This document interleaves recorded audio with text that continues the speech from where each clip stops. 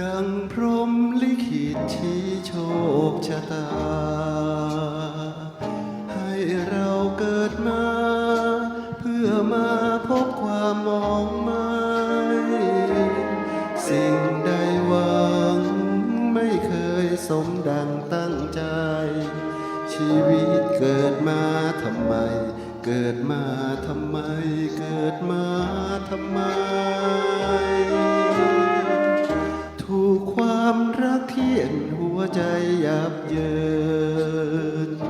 ก็ยังเผชิญเพลิดเพลินโผเพลินไปได้แรกรักหวานหวานปานจะเชื่อมหัวใจสุดท้ายน้ำตาก็ไหลไหลบ่มฉโลมหรือดีคงสมใจที่เห็นน้ำตาผู้ชายอิ่มเอิบใช่ไหมเมื่อใจเธอได้พละนี้โถ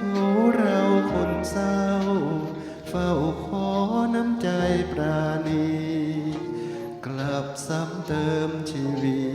ให้น้ำตามาแทนน้ำใจจบเกมเสียเถิดรักจอมเกเรจะสู้จะเซก็ยังดีกว่าร้องไห้สละแล้ว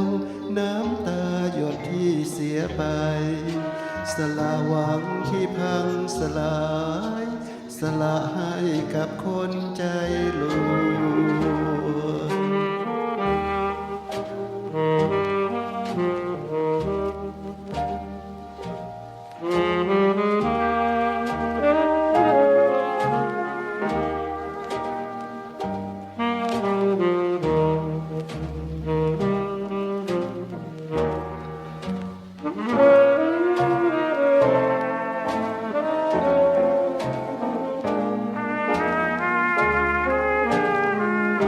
จบเกมเสียเถิดรักจอมเก